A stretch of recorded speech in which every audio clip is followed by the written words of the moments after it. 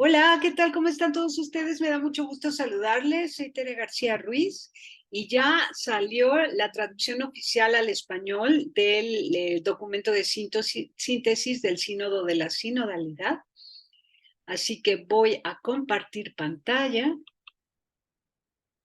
y vamos a leer la introducción y la primera parte. En el siguiente video, la segunda parte y luego la tercera parte. Entonces, comenzamos. 16ª Asamblea General Ordinaria del Sínodo de Obispos, primera sesión del 4 al 29 de octubre 2023, relación de síntesis, una iglesia sinodal en misión, 28 de octubre 2023 a las 12 horas. Introducción. Queridas hermanas, queridos hermanos, todos nosotros hemos sido bautizados por el Espíritu Santo para formar un solo cuerpo. Es la experiencia llena de gratitud que hemos realizado en esta primera sesión de la Asamblea Sinodal, celebrada del 4 al 28 de octubre del 2023, sobre el tema por una iglesia sinodal, comunión, participación y misión. Por la gracia común del bautismo hemos podido vivir juntos con un corazón y una sola alma. No obstante la diversidad de proveniencia, lenguas y culturas. Como en un coro, hemos buscado contar con variedad de voces y en la unidad de nuestros corazones. El Espíritu Santo nos ha concedido experimentar la armonía que solo Él puede originar. Una armonía que es don y testimonio en un mundo herido y dividido. Nuestra asamblea se ha desarrollado en un mundo arrasado por nuevas guerras, con el absurdo drama de innumerables víctimas, el grito de los pobres, de quienes se ven obligados a emigrar, de quienes sufren las devastadoras consecuencias del cambio climático, ha resonado entre nosotros, no solo a través de los medios de comunicación, sino a través de la voz de muchos personalmente, con sus familias y con sus propios pueblos inmersos en estos trágicos acontecimientos. En todo momento los hemos tenido a todos en el corazón y en la plegaria, preguntándonos en qué modo pueden nuestras iglesias favorecer caminos de reconciliación, de esperanza, de justicia y de paz. Nuestro encuentro se ha desarrollado en Roma junto al sucesor de Pedro, que nos ha confirmado en la fe y nos ha lanzado a ser audaces en la misión. Ha sido una gracia comenzar el camino de estos días con una celebración ecuménica en la que hemos visto orar junto al Papa en la tumba de San Pedro a las cabezas y a los representantes de las otras confesiones religiosas. La unidad que fermenta silenciosa dentro de la Iglesia de Dios. Lo vemos con nuestros ojos y llenos de alegría os transmitimos este testimonio. Qué hermoso y qué alegre es que los hermanos vivan unidos. Porque así lo ha querido el Santo Padre, la Asamblea ha visto reunirse junto a los obispos a otros miembros del pueblo de Dios. Los obispos, unidos entre sí y con el obispo de Roma, han manifestado la Iglesia como comunión de iglesias. Laicos y laicas, religiosos y religiosas, diáconos, presbíteros, junto a los obispos, han sido testimonio de un proceso que pretende comprometer a toda la Iglesia y a todos en la Iglesia. Nos ha recordado que la asamblea no es un acontecimiento aislado, sino parte integrante y paso necesario en el proceso sinodal. En la multiplicidad de intervenciones y en la pluralidad de posiciones ha resonado la experiencia de una iglesia que está aprendiendo el estilo de la sinodalidad, buscando las formas más apropiadas para hacerla realidad.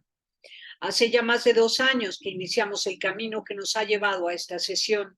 Después de la apertura del proceso sinodal el 9 de octubre del 2021, todas las iglesias, si bien a diverso ritmo, se comprometieron en un proceso de escucha que ha tenido la fase diocesana, la nacional y la continental, cuyos resultados quedaron reflejados en los respectivos documentos. Con esta sesión se ha abierto la fase en la que la Iglesia entera acoge los frutos de esta consulta para discernir en la oración y el diálogo los caminos que el Espíritu nos pide que recorramos. Esta fase durará hasta el mes de octubre del 2024, cuando la segunda sesión llevará a término el propio trabajo, presentándolo al Santo Padre. Todo un camino arraigado en la tradición de la Iglesia que se está desarrollando a la luz del magisterio conciliar. El Concilio Vaticano II Fue, de hecho, como una semilla sembrada en el campo del mundo y de la iglesia. La vida cotidiana de los creyentes, la experiencia de las iglesias de otros pueblos y culturas, los múltiples testimonios de santidad, la reflexión de los teólogos han sido en terreno en el que el concilio fue sembrado y ha crecido. El Sínodo 2021-2024 continúa nutriéndose de la energía de aquella semilla, intentando desarrollar sus potencialidades. El camino sinodal está, de hecho, poniendo en práctica lo que el concilio nos enseñó acerca de la Iglesia como misterio y pueblo de Dios, llamado a la santidad, lo que da valor a la aportación de todos los bautizados desde la variedad de sus vocaciones a una mejor comprensión y práctica del Evangelio. Este sentido constituye un verdadero acto de una ulterior recepción del concilio que prolonga su inspiración y vuelve a lanzar en el mundo de hoy su fuerza profética. Después de un mes de trabajo, el Señor nos llama ahora a volver a nuestras iglesias para transmitir a todos vosotros los frutos de nuestro trabajo, para continuar juntos el camino. En Roma estábamos solamente algunos, pero el sentido del camino sinodal iniciado por el Santo Padre es el de involucrar a todos los bautizados. Deseamos ardientemente que esto se cumpla y queremos comprometernos a hacerlo posible. En esta relación de síntesis recogemos los principales elementos que han salido en el diálogo, en la oración y en los diferentes puntos de vista que han caracterizado estos días. Lo que os informemos personalmente enriquecerá esta síntesis con la totalidad de la experiencia vivida que ningún escrito puede sustituir. Así podemos daros testimonio de la riqueza que han tenido los momentos de silencio y de escucha, del compartir y de la oración. Compartiremos también que no es fácil escuchar ideas diferentes sin caer rápido en la tentación de rebatirlas. Ofrecer la propia aportación como un don para los otros y no como una certeza absoluta. Pero la gracia del Señor nos ha llevado a hacerlo a pesar de nuestras limitaciones y para nosotros ha sido esta una verdadera experiencia de sinodalidad. La hemos comprendido mejor y nos hemos dado cuenta de su valía. De hecho, hemos comprendido que caminar juntos como bautizados desde la diversidad de carismas, de vocaciones, de ministerios, es importante no solo para nuestras comunidades, sino también para el mundo. La fraternidad es de hecho como una lámpara que no debe meterse debajo del celemín, sino sobre el candelero para que dé luz a toda la casa. Más que nunca el mundo necesita hoy de este testimonio. Como discípulos de Jesús, no podemos sustraernos a la tarea de manifestar y transmitir a la humanidad herida el amor y la ternura de Dios. Los trabajos de esta sesión se han desarrollado siguiendo la trayectoria del Instrumentum Laboris, que nos invitaba a reflexionar sobre los signos característicos de una iglesia sinodal y sobre las dinámicas de comunión, visión y participación que la caracterizan. La discusión sobre las propuestas ha confirmado en su conjunto la bondad del sistema programado. Hemos podido entrar en el meollo de las cuestiones, identificar los tiempos necesarios para profundizarlas, avanzar en un primer núcleo de propuestas a la luz de los pasos ya dados. La relación de síntesis no retoma o reitera todos los contenidos del Instrumentum Laboris, sino que relanza los que se han considerado como prioritarios. La relación de síntesis de ninguna manera es un documento final, sino un instrumento al servicio del discernimiento que todavía deberá continuar. El texto está estructurado en tres partes. La primera describe el rostro de la Iglesia sinodal, presentando los principios teológicos que iluminan y dan base a la sinodalidad. En esta parte, el estilo de la sinodalidad aparece como un modo de hacer y de obrar en la fe que nace de la contemplación de la Trinidad y valora la unidad y la variedad como riqueza eclesial. La segunda parte, titulada Todos discípulos, todos misioneros, trata de todos los que están involucrados en la vida y la misión de la Iglesia y de las relaciones entre ellos. En esta parte, la sinodalidad se presenta principalmente como un camino conjunto del pueblo de Dios y como fecundo diálogo de los carismas y ministerios al servicio del acontecimiento del reino. La tercera parte se titula Tejer lazos, construir comunidad. En ella la sinodalidad aparece principalmente como un conjunto de procesos y una red de organismos que sirven al intercambio entre las iglesias y al diálogo con el mundo. En cada una de las tres partes, cada capítulo recoge las convergencias, las cuestiones que afrontar y las propuestas surgidas del diálogo. Las convergencias identifican los puntos firmes a los que puede mirar la reflexión. Son como un mapa que permite orientarse en el camino y no equivocar la senda. Las cuestiones que afrontar recogen los puntos sobre los que hemos reconocido la necesidad de continuar su profundización teológica, pastoral y canónica.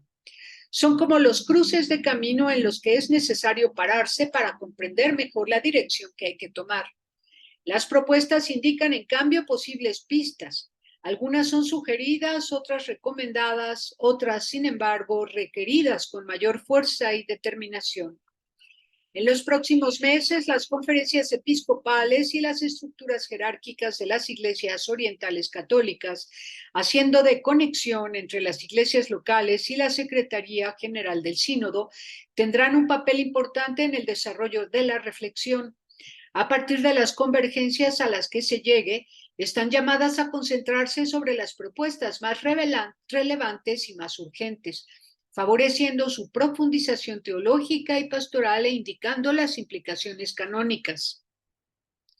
Llevamos en el corazón el deseo, apoyado en la esperanza, de que el clima de escucha y de diálogo sincero que hemos experimentado en estos días de trabajo común en Roma se irradie en nuestras comunidades y en todo el mundo, al servicio del crecimiento de la buena semilla del reino de Dios.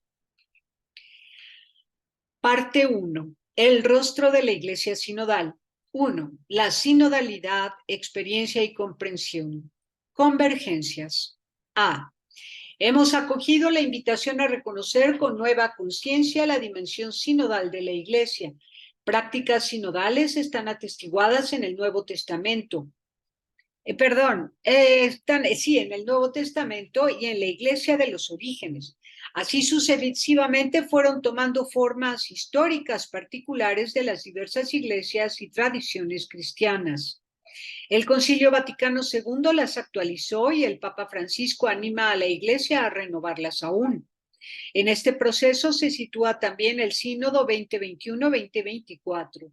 A través de él, al santo pueblo de Dios ha descubierto de un modo sinodal de orar, escuchar y hablar, enraizado en la palabra de Dios, entretejido de momentos de encuentro en la alegría y a veces también en la fatiga. Conduce a una más profunda convicción de que somos todos hermanos y hermanas en Cristo. Un fruto inestimable es la acrecentada conciencia de nuestra identidad de pueblo fiel de Dios, en cuyo interior de cada uno es portador de la dignidad derivada del bautismo y está llamado a la corresponsabilidad en la común misión de evangelización. B. Este proceso ha renovado nuestra experiencia y nuestro deseo de una iglesia que sea casa y familia de Dios. Justo a esta experiencia y a este deseo de una iglesia más cercana a las personas, menos burocrática, más relacional, han sido asociados los términos de sinodalidad y sinodal, ofreciéndonos una primera comprensión que necesita encontrar una mejor precisión. En la iglesia que los jóvenes habían declarado que deseaban, ya en el 2018, con ocasión del sínodo que se dedicó a ellos. Esta es la iglesia que ellos deseaban. El modo mismo en el que la asamblea se ha desarrollado a partir de la disposición de las personas sentadas en pequeños grupos en mesas redondas en el aula Paulo VI, comparable a la imagen bíblica del banquete de bodas, es emblema de una iglesia sinodal e imagen de la Eucaristía, frente y culmen de la sinodalidad, con la palabra de Dios en el centro, y en su interior culturas, lenguas, ritos, modos de pensar y realidades diversas pueden involucrarse juntas y fructuosamente en una búsqueda sincera bajo la guía del Espíritu. D. Con nosotros estaban presentes hermanas y hermanos de pueblos, víctimas de la guerra, del martirio, de la persecución y del hambre. La situación de estos pueblos, a los que con frecuencia les ha sido imposible participar en el proceso sinodal, ha entrado en nuestros intercambios y en nuestra oración, nutriendo el sentido de comunión con ellos y nuestra determinación a ser constructores de paz. Con frecuencia la Asamblea ha hablado de esperanza, sanación, reconciliación y la restauración de la confianza entre los muchos dones que el Espíritu ha derramado sobre la Iglesia en este proceso sinodal. La apertura a la escucha y al acompañamiento de todos, incluidos aquellos que han sufrido abusos y heridas en la Iglesia, ha hecho visibles a muchos que por largo tiempo se han sentido invisibles. Tenemos todavía que recorrer un largo camino hacia la reconciliación y la justicia que exige afrontar las condiciones estructurales que han permitido tales abusos y realizar gestos concretos de penitencia. F. Sabemos que sinodalidad es un término desconocido por muchos miembros del pueblo de Dios y que en algunos suscita confusión y preocupaciones. Entre los temores está el que se ha cambiado la enseñanza de la Iglesia, alejándonos de la fe apostólica de nuestros padres y traicionando las esperanzas de quienes todavía hoy tienen hambre y sed de Dios. Sin embargo, estamos convencidos de que la sinodalidad es una expresión del dinamismo de la tradición viva. G. Sin desestimar el valor de la democracia representativa, el Papa Francisco responde a las preocupaciones de algunos de que el sínodo pueda convertirse en un órgano de deliberación a mayoría, privado de su carácter eclesial y espiritual, poniendo en riesgo la naturaleza jerárquica de la Iglesia. Algunos temen ser obligados a cambiar, otros temen que no cambiará nada y que habrá poca valentía para moverse al ritmo de la tradición viva. Algunas perplejidades y oposiciones esconden también el miedo de perder del poder o a los privilegios que de él se derivan. En todo caso, en todos los contextos culturales, el término sinodal y sinodalidad indican un modo de ser iglesia que articula comunión, misión y participación. Un ejemplo de ello es la Conferencia Eclesial de la Amazonia, fruto del proceso sinodal misionero de esa región. H. La sinodalidad puede entenderse como el caminar de los cristianos con Cristo y hacia el reino, junto con toda la humanidad. Orientada a la misión, la sinodalidad comporta reunirse en asamblea en los diversos niveles de la vida eclesial, la escucha recíproca, el diálogo, el discernimiento comunitario, la creación del consenso como una expresión del hacerse presente, el Cristo vivo en el Espíritu y el asumir una corresponsabilidad diferenciada. A través de la experiencia y del encuentro hemos crecido juntos en esta conciencia. En resumen, desde los primeros días la Asamblea se ha visto plasmada por dos convicciones. La primera es que la experiencia que hemos compartido en estos días es auténticamente cristiana y hay que acogerla en toda su riqueza y profundidad. La segunda es que los términos sinodal y sinodalidad requieren una aclaración más precisa de sus niveles de significado en las diferentes culturas. Ha surgido un acuerdo sustancial sobre el hecho de que, con las necesarias aclaraciones, la perspectiva sinodal representa el futuro de la Iglesia. Cuestiones que afrontar. J. Partiendo del trabajo de reflexión ya realizado, se requiere precisar el significado de sinodalidad en diversos niveles, desde el uso pastoral al teológico y canónico, superando el riesgo de que suene demasiado vago o genérico o que aparezca como una moda pasajera. Al mismo tiempo, se ve necesario aclarar la relación entre sinodalidad y comunión, así como el de sinodalidad y colegialidad. K. Ha surgido el deseo de valorar las diferencias prácticas y la comprensión de la sinodalidad entre tradiciones del Oriente cristiano y la tradición latina, incluso en el proceso sinodal en curso, favoreciendo el encuentro entre ellas. Y, en particular, se han hecho manifiestas las muchas expresiones de la vida sinodal en contextos culturales en los que las personas están habituadas a caminar juntas como comunidad. En esta línea se puede afirmar que la práctica sinodal forma parte de la respuesta profética de la Iglesia al individualismo que se repliega sobre sí mismo, a un populismo que divida y a una globalización que homogeneiza, eliminando las diferencias. Esto no resuelve estos problemas, pero favorece un modo alternativo de ser y de obrar lleno de esperanza que integra la pluralidad de perspectivas para ser ulteriormente explorado e iluminado. Propuestas. La riqueza y la profundidad de la experiencia vivida nos llevan a señalar como prioritaria la ampliación del número de personas implicadas en caminos sinodales, superando los obstáculos a la participación puestos hasta ahora, así como el sentimiento de desconfianza y los temores que algunos albergan. N. Es preciso desarrollar modalidades para una más activa implicación de diáconos, presbíteros y obispos en el proceso sinodal durante el próximo año.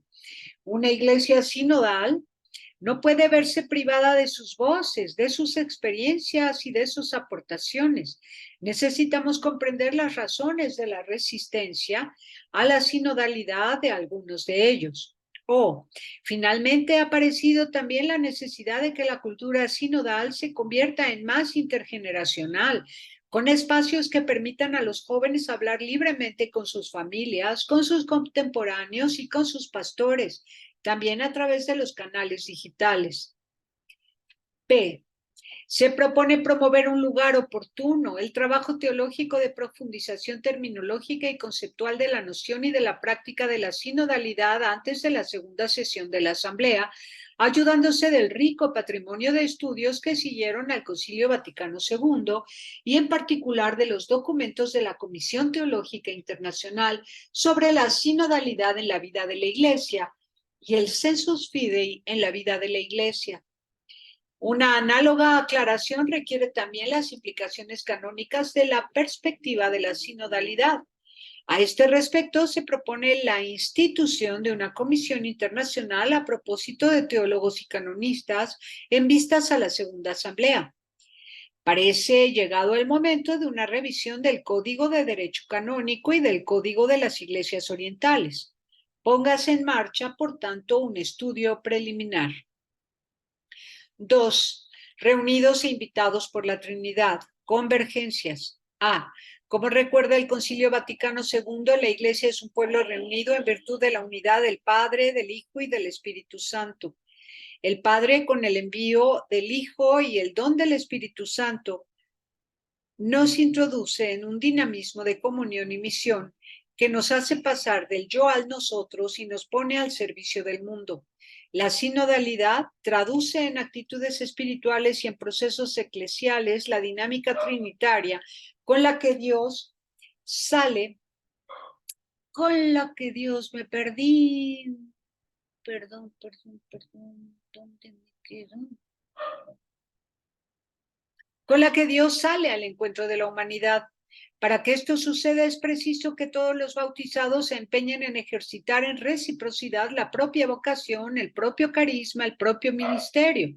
Solo así podrá la Iglesia hacerse verdadero coloquio interiormente y con el mundo, caminando codo a codo con todo ser humano al estilo de Jesús. Desde los orígenes, el camino sinodal de la Iglesia está orientado hacia el reino que tendrá su pleno cumplimiento cuando Dios sea todo en todos. El testimonio de la fraternidad eclesial y la dedicación misionera al servicio de los últimos no estarán nunca a la altura del misterio del que son, sin embargo, signo e instrumento. La Iglesia no reflexiona sobre su propia naturaleza sinodal para ponerse ella misma en el centro del anuncio, sino para cumplir lo mejor posible, teniendo en cuenta su falta constitutiva de plenitud, el servicio a la llegada del reino. La renovación de la comunidad cristiana es posible solo reconociendo el primado de la gracia. Si falta la profundidad espiritual, la sinodalidad se convierte en una renovación de fachada. A lo que estamos llamados, sin embargo, no es solo a traducir en procesos comunitarios una experiencia espiritual y madurada en otra parte, sino experimentar profundamente cómo las relaciones fraternas son lugar y forma de un auténtico encuentro con Dios. En este sentido, la perspectiva sinodal, al tiempo que está en referencia al rico patrimonio espiritual de la tradición, contribuye a renovar las formas, una oración abierta a la participación, un discernimiento vivido juntos, una energía misionera que nace del compartir e ilumina como servicio. Voy a hacer una pequeña pausa. D.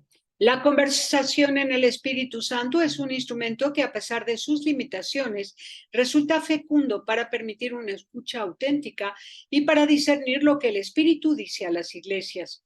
Su práctica ha producido alegría, estupor y gratitud y ha sido vivida como un camino de renovación que transforma a los individuos, a los grupos y a la iglesia. La palabra conversación expresa algo más que un simple diálogo. Entrelaza de modo armónico pensamientos y sentimientos y genera un mundo vital compartido.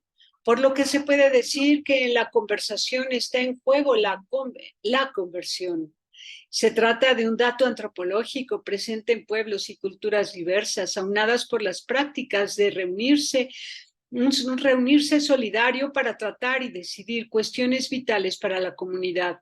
La gracia lleva a cumplimiento esta experiencia humana. Conversar en el Espíritu significa vivir la experiencia del compartir a la luz de la fe y en la búsqueda del querer de Dios, en una atmósfera auténticamente evangélica dentro de la cual el Espíritu Santo puede hacer oír su inconfundible voz. Puesto que la sinodalidad está ordenada a la misión, es necesario que más comunidades cristianas compartan la fraternidad con hombres y mujeres de otras religiones, de otras convicciones y culturas, evitando por una parte el riesgo de la autorreferencialidad y de la autoconservación, y por otra el de la pérdida de identidad. La lógica del diálogo, del recíproco aprender y de la mutua comunicación debe caracterizar el anuncio evangélico y el servicio a los pobres, el cuidado de la casa común y la investigación teológica, convirtiéndose en el estilo pastoral de la Iglesia. Cuestiones a afrontar. Para realizar una verdadera escucha de la voluntad del Padre es necesario profundizar desde el aspecto teológico los criterios del discernimiento eclesial, de modo que la referencia a la libertad y novedad del Espíritu esté oportunamente coordinada con el acontecimiento de Jesucristo, acaecido una vez y para siempre. Para esto es fundamental promover visiones antropológicas y espirituales capaces de integrar y no yuxtaponer las dimensiones intelectuales y dimensión emotiva de la experiencia de la fe, superando todo reduccionismo y todo dualismo entre razón y sentimiento. Es importante aclarar en qué modo la conversación en el espíritu puede integrar las aportaciones del pensamiento.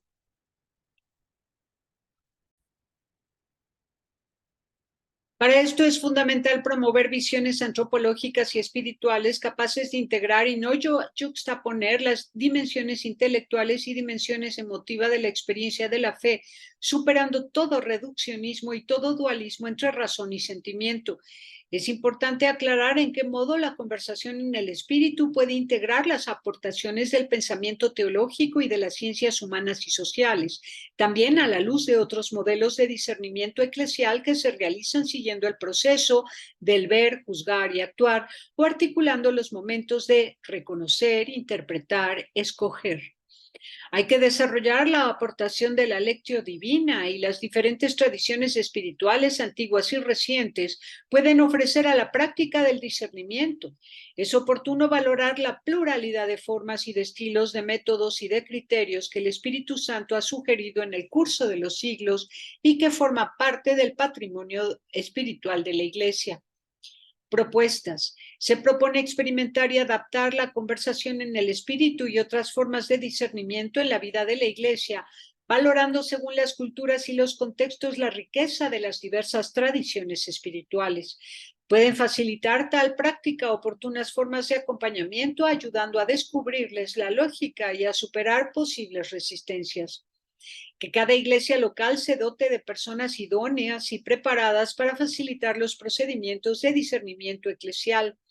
Es importante que la práctica del discernimiento se aplique también en el ámbito pastoral, que en un modo adecuado a los contextos para iluminar lo concreto de la vida eclesial, esta práctica permitirá reconocer mejor los carismas presentes de la comunidad, confiar con sabiduría tareas y ministerios y proteger a la luz del Espíritu los caminos pastorales, yendo más allá de la simple programación de actividades.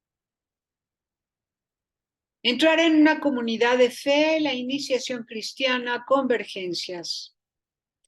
La iniciación cristiana es el itinerario a través del que el Señor, mediante el ministerio de la Iglesia, nos introduce en la fe y en la comunión trinitaria y eclesial.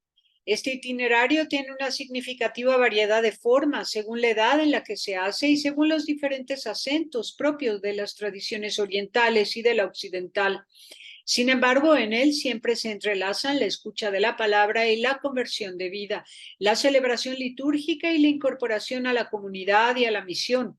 Justamente por eso el itinerario catecumenal, con la gradualidad de sus etapas y de sus pasos, es el paradigma de todo caminar eclesial juntos.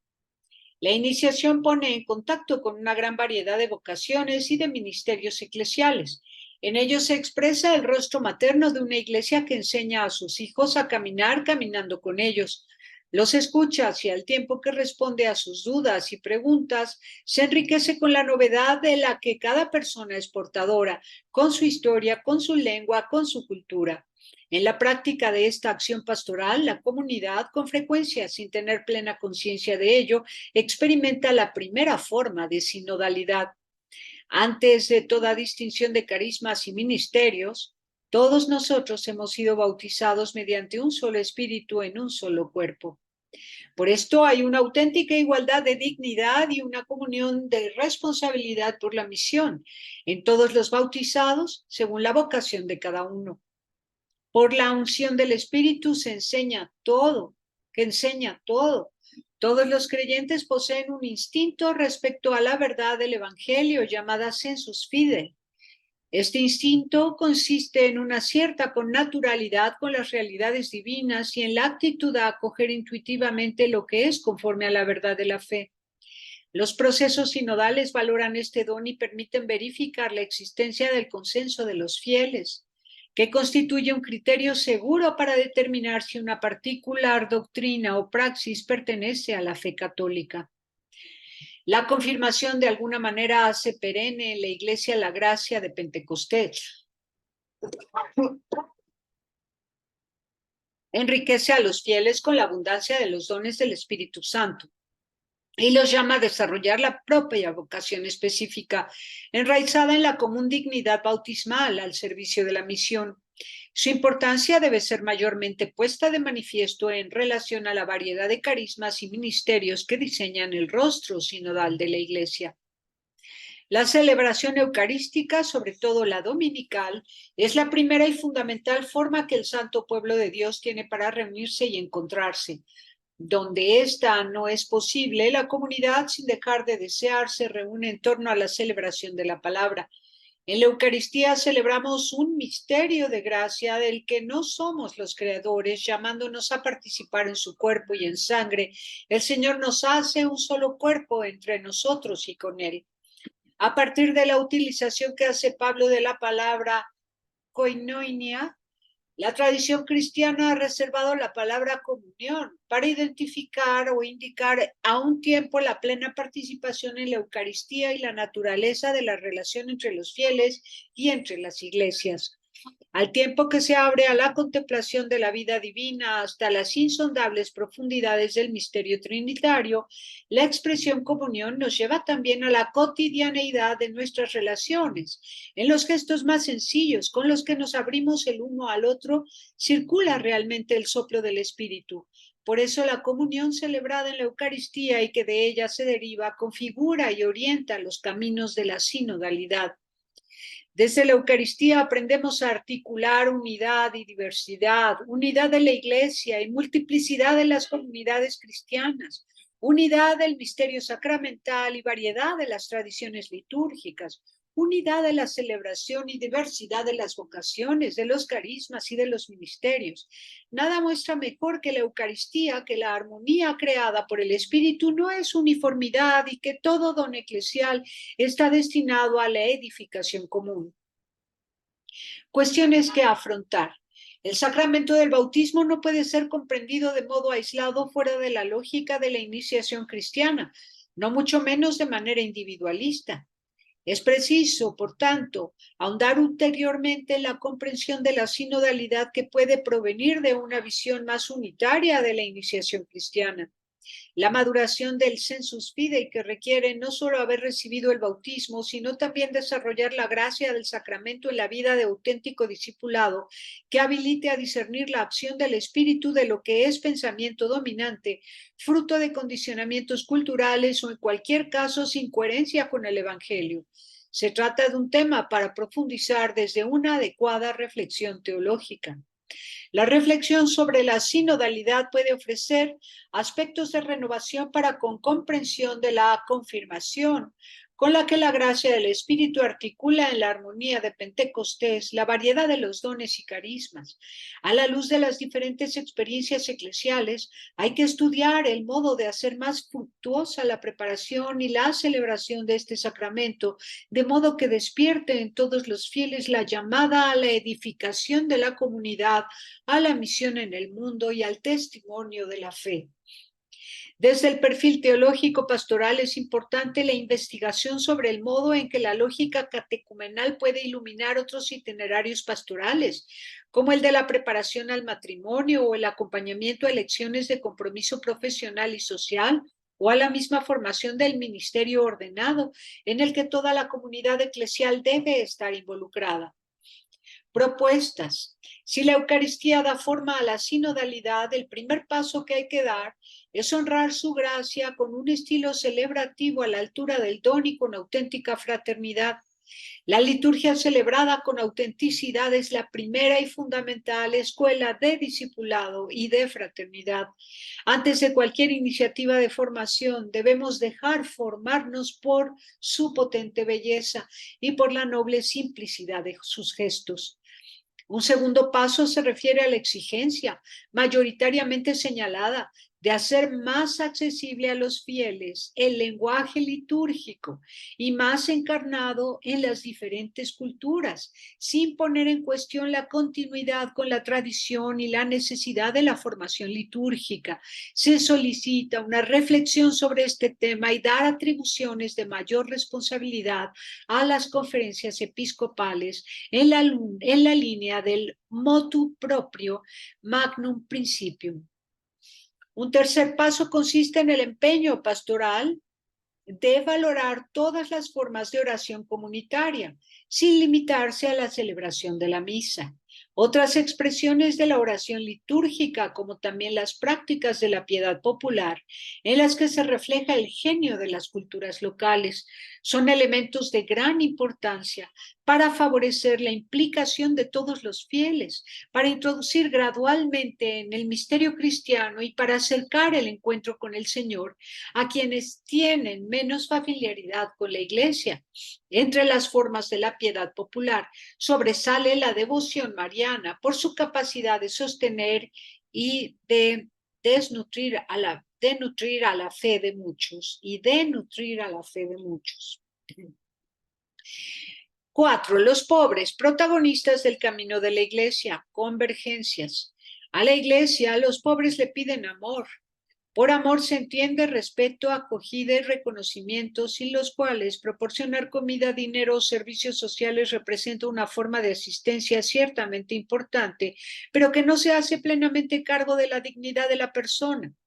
Respeto y reconocimiento son instrumentos potentes para la activación de las capacidades personales, de modo que cada uno sea sujeto del propio itinerario de crecimiento y no objeto de acciones asistenciales de otros. La opción preferencial por los pobres está implícita en la cristología. Jesús, pobre y humilde, hizo amistad con los pobres, caminó con los pobres, compartió la mesa con los pobres y denunció las causas de la pobreza.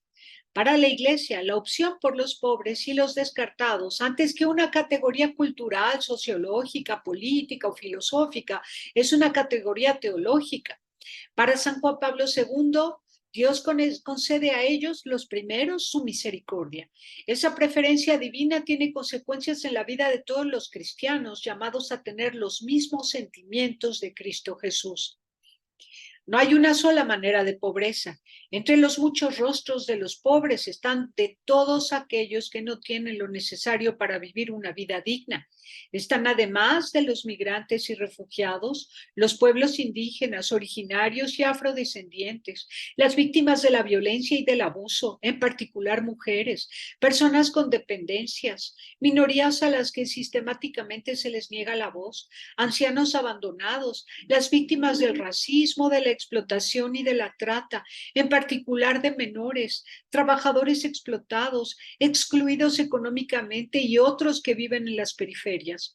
Los más vulnerables entre los vulnerables, a favor de los cuales es necesaria una constante acción de defensa, son los niños en el seno materno de sus madres.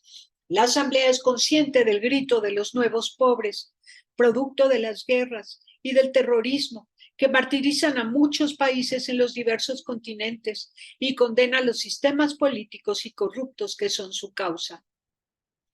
Junto a las muchas formas de pobreza material, nuestro mundo conoce también las formas de pobreza espiritual, entendida como falta de sentido de la vida. Una excesiva preocupación por sí mismos puede conducir a ver en los otros una amenaza y así recluirse en el individualismo. Como ha sido notado, cuando se juntan las pobrezas materiales y las espirituales, pueden encontrar las respuestas a sus necesidades la una en la otra. Es este un modo para caminar juntos que hace concreta la perspectiva de la Iglesia sinodal, que nos descubrirá el sentido pleno de la bienaventuranza evangélica. Dichosos los pobres en el espíritu. Estar al lado de los pobres significa empeñarse con ellos también en el cuidado de la casa común. El grito de la tierra y el grito de los pobres son el mismo grito. La falta de reacciones convierte la crisis ecológica y en particular los cambios climáticos en una amenaza para la sobrevivencia de la humanidad, como lo subraya la exhortación apostólica Laudate Deum del Papa Francisco, coincidiendo con la apertura de la Asamblea Sinodal. Las iglesias de los países más expuestos a las consecuencias de los cambios climáticos tienen viva conciencia de la urgencia de un cambio de ruta y esto representa una aportación al camino de las otras iglesias del planeta. El compromiso de la Iglesia debe llegar a las causas de la pobreza y de la exclusión. Esto comprende la acción para tutelar los derechos de los pobres y excluidos y puede requerir la denuncia pública de las injusticias, sean perpetradas por individuos, gobiernos, empresas o estructuras de la sociedad. Es fundamental por esto escuchar sus instancias, sus puntos de vista, para poder prestarles la voz usando sus palabras. Los cristianos tienen el deber de comprometerse en la participación activa para la construcción del bien común y en la defensa de la dignidad de la vida, tomando la inspiración de la doctrina social de la Iglesia y obrando de diversas formas. Compromiso en las organizaciones de la sociedad civil, en los sindicatos, en los movimientos populares, en el asociacionismo de base, en el campo de la política, etc. La Iglesia expresa una profunda gratitud por su acción.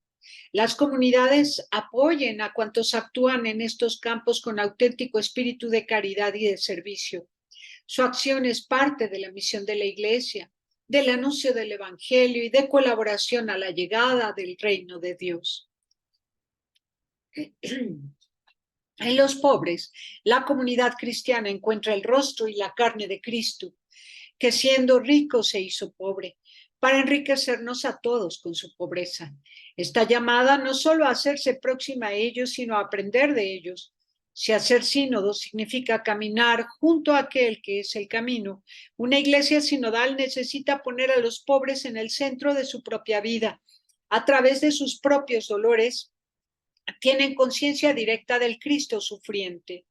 La semejanza de su vida con la del Señor hace a los pobres anunciadores de una salvación recibida como don y testimonios de la alegría del Evangelio. Cuestiones que afrontar. En algunas partes del mundo la iglesia es pobre, con los pobres y por los pobres. Existe el riesgo que hay que evitar con mucho cuidado de considerar a los pobres con los términos de ellos y nosotros como objetos de la caridad de la iglesia. Poner los pobres en centro y aprender de ellos es algo que la iglesia debe hacer siempre más. La denuncia profética de las situaciones de injusticia y la acción de presión respecto a quienes deciden en política, que requiere recurrir a formas de diplomacia. Hay que mantenerlas en tensión dinámica para no perder la lucidez y la fecundidad. En particular, hay que estar atentos para que el uso de fondos públicos o privados por parte de las estructuras de la Iglesia no condicione la libertad de hablar en nombre de las exigencias del Evangelio. La acción en los campos de la educación, de la salud y de la asistencia social, sin ninguna discriminación ni exclusión de nadie, es un signo claro de una iglesia que promueve la integración y participación de los últimos al interior de ella misma y en la sociedad. Las organizaciones dedicadas a este campo son invitadas a considerarse expresión de la comunidad cristiana y a evitar un estilo impersonal de vivir la caridad. Se les solicita también que hagan red y se coordinen. La Iglesia debe ser honesta a la hora de examinar cómo respetar las exigencias de la justicia respecto a quienes trabajan en las instituciones que le pertenecen para dar un testimonio íntegro con su propia coherencia. En una iglesia sinodal, el sentido de solidaridad se juega también en el plano del intercambio de dones y del compartir de recursos entre iglesias locales de diferentes regiones. Se trata de relaciones que favorecen la unidad de la iglesia, creando lazos entre las comunidades cristianas involucradas. Es preciso centrarse sobre las condiciones que garanticen que los presbíteros que van a ayudar a las iglesias pobres, el clero, no se conviertan solo en un remedio funcional, sino que sean un recurso de crecimiento para la iglesia que los envía y para aquella que los recibe. De igual modo, hay que procurar que las ayudas económicas no degeneren en asistencialismo, sino que promuevan la auténtica solidaridad evangélica y sean gestionadas de manera transparente y confiable. Propuestas. La doctrina social de la Iglesia es un recurso muy poco conocido sobre el cual hay que volver a recurrir. Que las iglesias locales se comprometan no solo a hacer más conocidos sus contenidos, sino a favorecer su apropiación a través de prácticas que los hagan activos e inspiradores. Que la experiencia del encuentro, del compartir la vida y el servicio a los pobres y a los marginados se convierta en parte integrante de todos los recorridos formativos de todas las comunidades cristianas. Se trata de una exigencia de la fe, no de algo opcional. Esto vale de manera especial para los candidatos al ministerio ordenado y a la vida consagrada. En el campo del repensamiento del ministerio diaconal, promuévase una orientación más decisiva al servicio de los pobres, que se integren de manera más explícita y atenta en la enseñanza, en la liturgia y en las prácticas de la Iglesia los fundamentos bíblicos y teológicos de una ecología integral. 5. Una iglesia de toda raza, lengua, pueblo y nación. Convergencias. Los cristianos viven dentro de culturas específicas, llevándoles a Cristo en la palabra y en el sacramento. Comprometiéndose en el servicio de la caridad, acogen con humildad y alegría el misterio de Cristo que ya los espera en cada lugar y en cada tiempo. De este modo se convierten en una iglesia de toda raza, lengua, pueblo y nación. Los contextos culturales, históricos y regionales en los que la Iglesia está presente expresan necesidades espirituales y materiales diferentes. Esto define la cultura de las iglesias locales, sus propiedades, prioridades misioneras, las preocupaciones y los dones que cada una de ellas aporta al diálogo sinodal y los lenguajes con los que se expresa. Durante los días de la asamblea hemos podido tener experiencia directa y por lo demás gozosa de la pluralidad de las expresiones de ser iglesia. Las iglesias viven en contextos cada vez más multiculturales y multireligiosos, en los que es esencial el empeño por el diálogo entre religión y cultura, así como con los grupos que constituyen la sociedad. Vivir la misión de la Iglesia en estos contextos requiere un estilo de presencia, servicio y anuncio que busca construir puentes, cultivar la comprensión recíproca y empeñarse en una evangelización que acompaña, escucha y aprende. En la asamblea ha salido varias veces la imagen del quitarse las sandalias para el encuentro con el otro, de igual a igual, como signo de humildad y de respeto a un espacio sagrado. Los movimientos migratorios son una realidad que remodela a las iglesias locales como comunidades interculturales. Con frecuencia, migrantes y refugiados, muchos de los cuales llevan las heridas de la erradicación, de la guerra y de la violencia, se convierten en una fuente de renovación y de enriquecimiento de las comunidades que los acogen y en una ocasión para establecer lazos directos con las iglesias geográficamente lejanas. Frente a las actitudes cada vez más hostiles respecto a los migrantes, estamos llamados a practicar una acogida abierta, a acompañarlos en la construcción de un nuevo proyecto de vida y a construir una verdadera comunión intercultural entre los pueblos. El respeto por las tradiciones litúrgicas y las prácticas religiosas de los migrantes es parte integrante de una auténtica acogida. Los misioneros han dado la vida para llevar la buena noticia por todo el mundo. Su empeño es un elocuente testimonio de la fuerza del Evangelio. Sin embargo, son necesarias una particular atención y sensibilidad en contextos en los que misión es una palabra cargada de una herencia histórica dolorosa que hoy obstaculiza la comunión. En algunos lugares el anuncio del Evangelio estuvo asociado a la colonización e incluso al genocidio. Evangelizar en estos contextos requiere reconocer los errores cometidos, aprender una nueva sensibilidad respecto a estas problemáticas y acompañar a una generación que busca forjar identidades cristianas más allá del colonialismo. El respeto y la humildad son actitudes fundamentales para reconocer que nos completamos unos a otros y que el encuentro con culturas diferentes enriquece el vivir y el pensar la fe de las comunidades cristianas. La Iglesia enseña la necesidad y anima la práctica del diálogo interreligioso como parte de la construcción de la comunión entre todos los pueblos. En un mundo de violencia y fragmentación es cada vez más urgente un testimonio de la unidad de la humanidad y de su origen común y de su destino común. Una solidaridad coordinada y fraterna hacia la justicia social, la paz, la reconciliación y el cuidado de la casa común. La Iglesia es consciente de que el Espíritu puede hablar a través de la voz de hombres y mujeres de toda religión, convicción y cultura. Cuestiones que afrontar. Es preciso cultivar la sensibilidad frente a la riqueza de la variedad de las expresiones de ser iglesia. Esto requiere buscar un equilibrio dinámico entre la dimensión de la iglesia en su conjunto y su radicación local, entre el respeto del vínculo de la unidad de la iglesia y el riesgo de homogeneización que ahora la variedad. Los significados y las prioridades varían entre contextos diferentes y esto requiere identificar y promover formas de descentralización e instancias intermedias.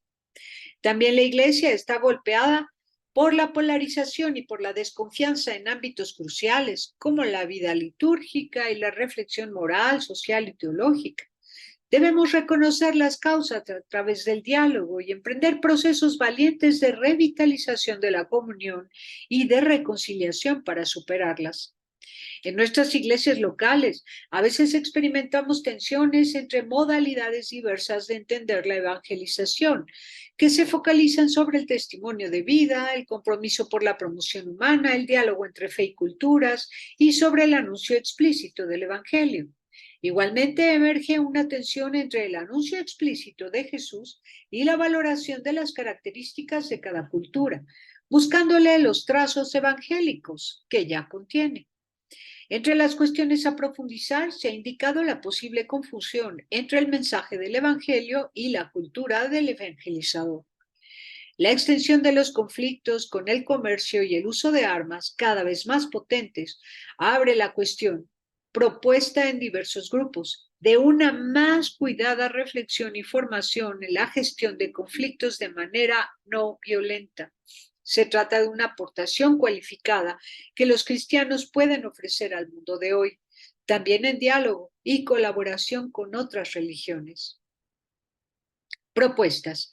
Es necesaria una renovada atención a la cuestión de los lenguajes que utilizamos para hablar a las mentes y corazones de las personas en una gran diversidad de contexto, haciéndolo de un modo que resulte accesible y bello.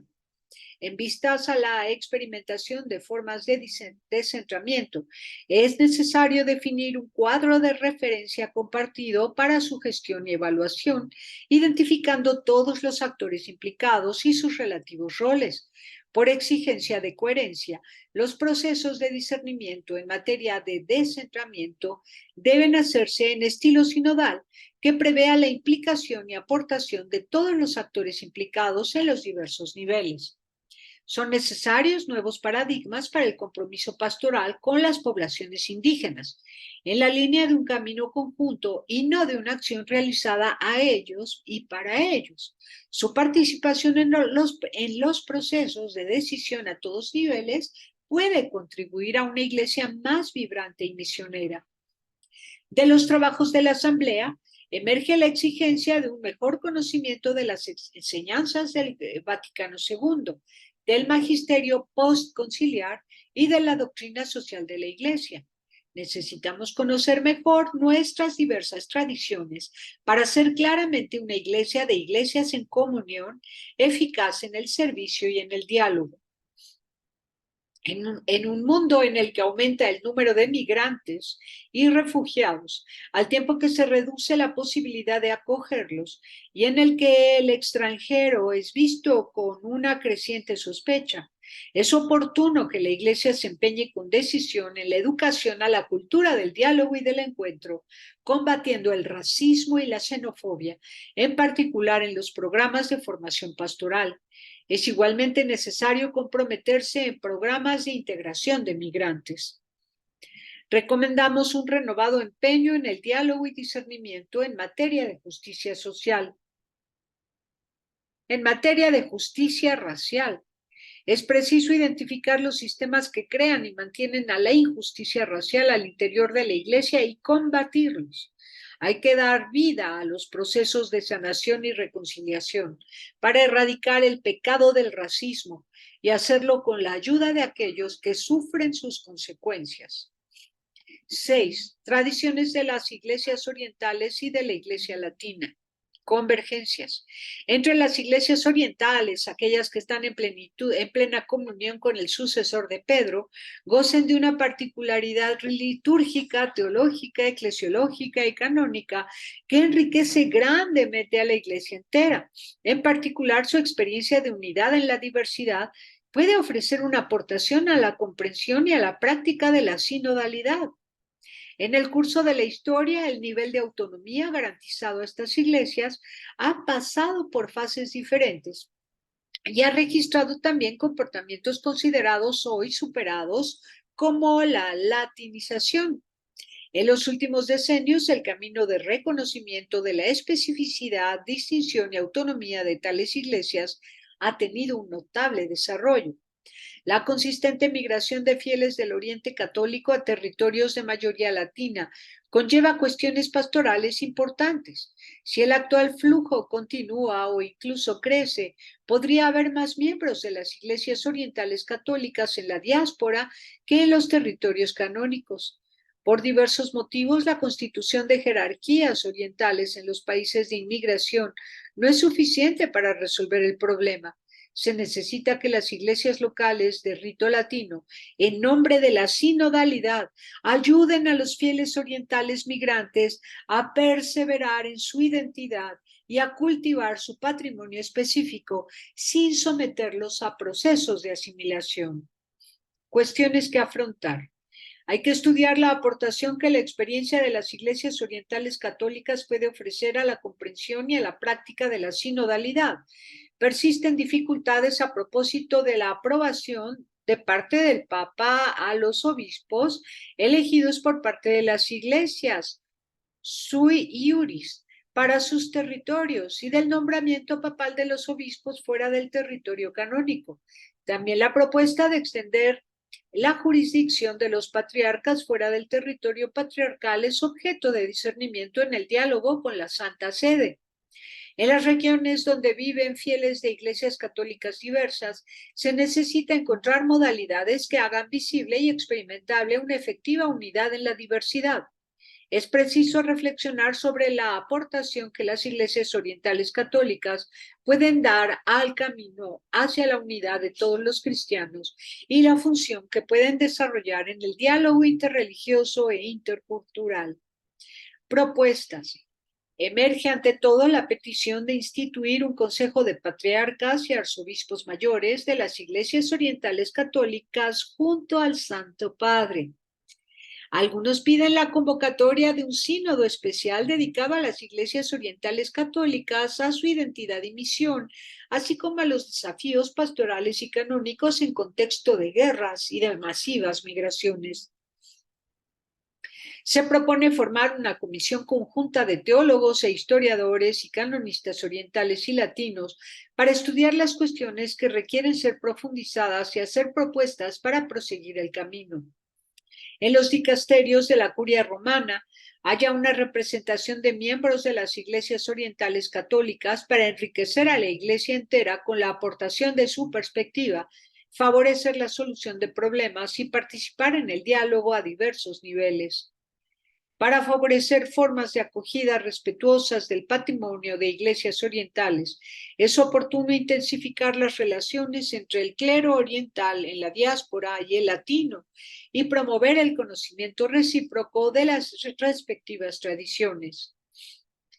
7. El camino hacia la unidad de los cristianos, convergencias. A esta sesión de la Asamblea Sinodal se abrió bajo la señal del ecumenismo. La vigilia de la plegaria Together contó con la presencia en torno al Papa de otros numerosos jefes y representantes de diversas comuniones cristianas.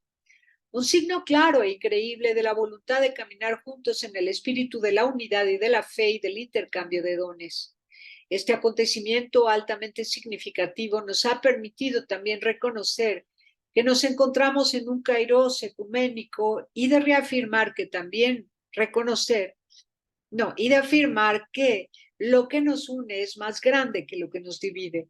De hecho, tenemos en común un solo Señor, una sola fe, un solo bautismo, un único Dios y Padre de todos, que está sobre todos, entre todos y en todos. Precisamente el bautismo, que es el principio de la sinodalidad, constituye también el fundamento del ecumenismo. A través de él, todos los cristianos participan del sensus fidei y por ello han de ser escuchados con atención, independientemente de su tradición, como ha hecho la Asamblea Sinodal en el periodo de discernimiento. No puede haber sinodalidad sin la dimensión ecuménica. El ecumenismo es, ante todo, una cuestión de renovación espiritual y exige también procesos de arrepentimiento y de sanación de la memoria. En la Asamblea han resonado testimonios iluminadores de cristianos de diversas tradiciones eclesiales que comparten la amistad, la oración y, sobre todo, el compromiso en el servicio a los pobres. La dedicación a los últimos cimienta los lazos y ayuda a concentrarse sobre lo que ya une a todos los creyentes en Cristo. Y es importante por ello que el ecumenismo se desarrolle ante todo en la vida cotidiana. En el diálogo teológico e institucional prosigue la paciente tesitura de la comprensión recíproca en un clima de creciente confianza y apertura. En no pocas regiones del mundo existe sobre todo el ecumenismo de la sangre, cristianos de confesiones diversas que juntos dan la vida por la fe en Jesucristo. El testimonio de su martirio es más elocuente que cualquier palabra. La unidad llega de la cruz del Señor. La colaboración entre todos los cristianos constituye también un elemento fundamental para afrontar los desafíos pastorales de nuestro tiempo. En las sociedades secularizadas, permite dar más fuerza a la voz del Evangelio. En contextos de pobreza hace unir las fuerzas para el servicio de la justicia, de la paz y de la dignidad de los últimos. Siempre y en todo lugar es un recurso fundamental para sanar la cultura del odio, de la división y de la guerra que contrapone a grupos, pueblos y naciones.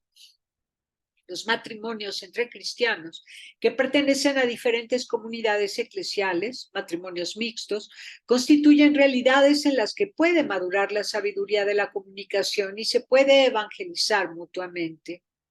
Cuestiones que afrontar. Nuestra asamblea ha podido percibir la diversidad entre las confesiones cristianas en el modo de comprender la configuración sinodal de la Iglesia. En las iglesias ortodoxas, la sinodalidad se entiende en sentido estricto como expresión del ejercicio colegial de la autoridad propia de los obispos, el Santo Sínodo. En el sentido lato, se refiere a la participación activa de todos los fieles en la misión de la Iglesia. No han faltado referencias a las prácticas en uso en otras comunidades eclesiales que han enriquecido nuestro debate. Todo esto necesita de ulteriores profundizaciones. Otro tema que profundizar se refiere al nexo entre sinodalidad y primado en los diferentes niveles, local, regional, universal, en su recíproca interdependencia. El tema requiere una relectura compartida de la historia para superar lugares comunes y prejuicios. Los diálogos ecuménicos en curso han permitido comprender mejor, a la luz de las prácticas del primer milenio, que la sinodalidad y primado son realidades correlativas, complementarias e inseparables. La aclaración de este punto delicado se refleja sobre el modo de entender el ministerio petrino al servicio de la unidad, según todo lo deseado por San Juan Pablo II en la encíclica Ut Unum Sint. Hay que examinar además bajo el aspecto teológico, canónico y pastoral la cuestión de la hospitalidad eucarística, como una communicatio in sacris, a la luz del nexo entre comunión sacramental y eclesial. Este tema se advierte particularmente en las parejas interconfesionales.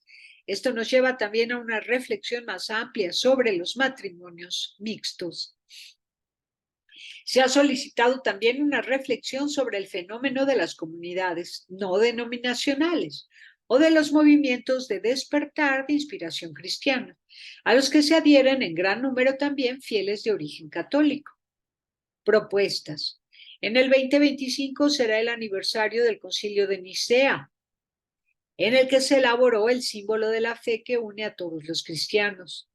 Una conmemoración común de este acontecimiento nos ayudará también a comprender mejor cómo en el pasado las cuestiones controvertidas fueron discutidas y resueltas juntos en concilio. En el mismo 2025, providencialmente, la fecha de la solemnidad de la Pascua coincidirá en todas las denominaciones cristianas.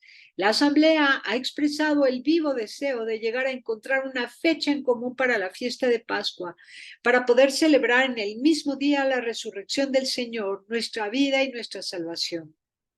Se desea también continuar involucrando a los cristianos de otras confesiones en los procesos sinodales católicos, en todos sus niveles, e invitar a un mayor número de delegados hermanos a la próxima Asamblea 2024. Por algunos, se ha hecho también la propuesta de convocar un sínodo ecuménico sobre la misión común en el mundo contemporáneo. Se relanza la propuesta de compilar un martirologio ecuménico. Y lo que sigue en el próximo video es la parte número 2. Es una belleza. Hasta aquí todo va muy bien y muy clarito, ¿verdad? Bueno, ustedes pueden ir haciendo pausas en mi lectura, regresar a los puntos anteriores, en fin. Y en el próximo video les doy la segunda parte. Pásela bien, haciendo el bien. Hasta la próxima.